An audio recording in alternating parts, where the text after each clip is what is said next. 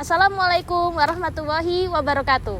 Perkenalkan, nama saya Lady Fatmi Ilyasya Putri. Saya dari kelas 1C, Magister PAI UIN Sunan Kalijaga, Yogyakarta. Baik, di sore hari ini saya akan mempresentasikan materi saya, yaitu ilmu nasih wa mansuh dan dekonstruksi syariah menurut Abdullah An-Naim. Baik teman-teman, sebelumnya ada yang tahu nggak ilmu nasih wa mansuh? Jadi nasih dan mansuh mungkin kita sudah sering dengar ya. Dari secara etimologi atau secara bahasa, nasah berarti izalah atau menghilangkan, sementara an-naqlu mengutip atau menyalin. Secara terminologi atau istilah, nasih dan mansuh adalah ilmu yang membahas hadis-hadis yang saling bertentangan, menentukan mana yang nasih menghapus dan mana yang mansuh dihapus. Jadi nasih itu yang menghapus, mansuh itu yang dihapus. Urgensi ilmu nasih wal mansuh. Teman-teman, buat apa sih kita belajar ilmu nasih wal mansuh itu? Ternyata sangat penting loh belajar nasih wal mansuh itu. Pentingnya untuk apa? Dalam pengambilan hukum. Dalam pengambilan hukum tentu kita harus memahami hadis-hadis yang bertentangan. Kalau maunya kita tidak tahu mana yang nasih, mana yang mansuh, kita bisa mengikuti hukum yang salah. Lalu kita bisa mengetahui hukum yang berlaku dan yang telah dihapus. Lalu dengan ilmu nasih wal mansuh kita akan mengalami kesempurnaan ijtihad. Menurut Al-Hazimi, ilmu ini merupakan kesempurnaan dalam berijtihad. Jadi manusia diberikan kewenangan untuk berijtihad untuk menentukan hukum. Nah, salah satu jalan ijtihad itu adalah dengan nasih wal mansuh.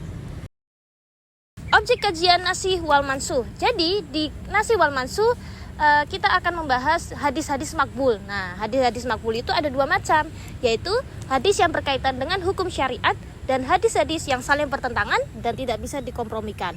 Lalu, bagaimana sih metode penentuan nasih wal mansuh?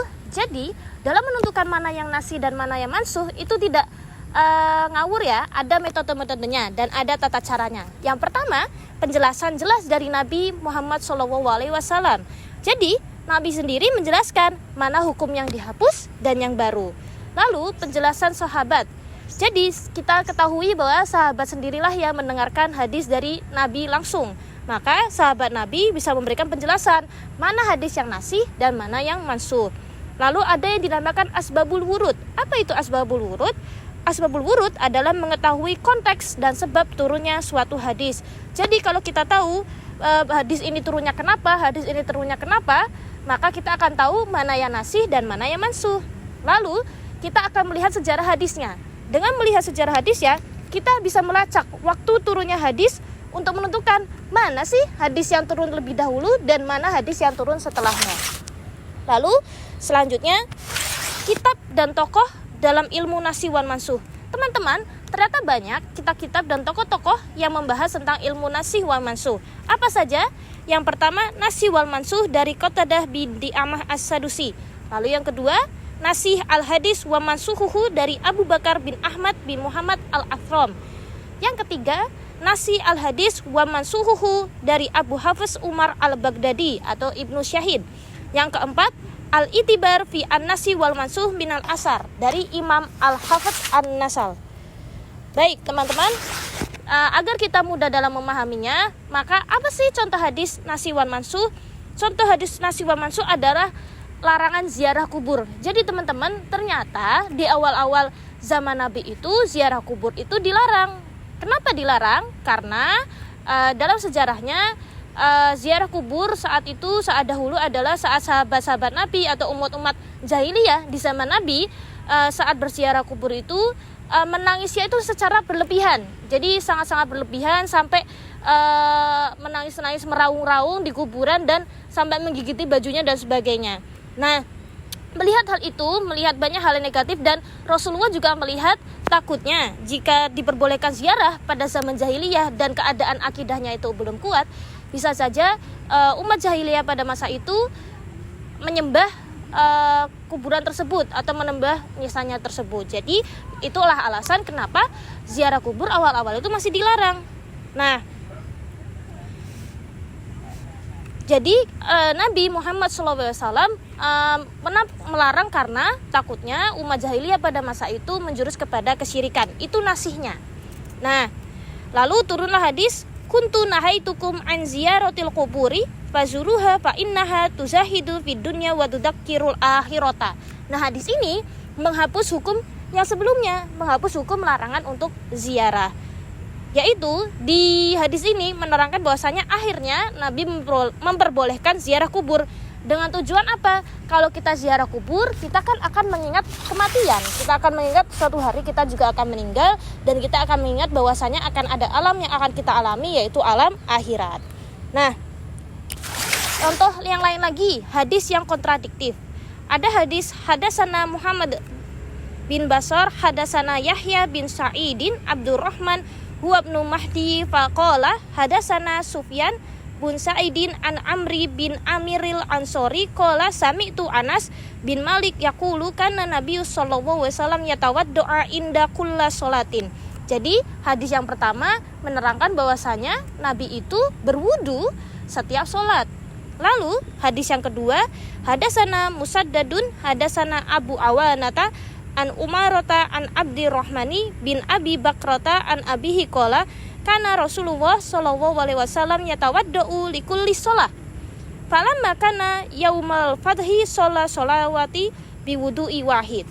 Nah, kalau hadis yang kedua, Nabi Muhammad itu adalah wudunya tidak setiap sholat. Nah, lalu hadis 1 mansuh terjadi pada perang Khaibar tahun 7 Hijriah, dan hadis 2 nasih terjadi pada Fathu Mekah. Nah, ini bisa dilihat kenapa hadis yang pertama Nabi itu seolah-olah mencontohkan kepada kita wudunya itu setiap sholat, karena saat itu terjadi perang Khaibar. Jadi kalau teman-teman tahu, salah satu kekuatan sahabat dan Nabi saat itu adalah sholat, dan salah satu kekuatannya itu adalah wudu. Jadi Nabi Muhammad percaya bahwasanya dengan wudu, dengan membasuh air itu memperbarui semangat saat itu juga. Jadi makanya Nabi itu berwudu setiap sholat, karena percaya pada saat perang itu setiap wudunya itu juga memperbarui niat beliau atau menyemangati beliau. Nah, yang kedua itu setelah Fathu Mekah. Jadi Makkah itu sudah terbuka, sudah merdeka. Nah, itu mungkin Nabi keadaannya lebih santai, jadi berwudunya itu adalah tidak setiap sholat. Nah, sekarang saya akan membahas subbab kedua, teman-teman, yaitu deskonstruksi syariah karya Abdullah An-Naim.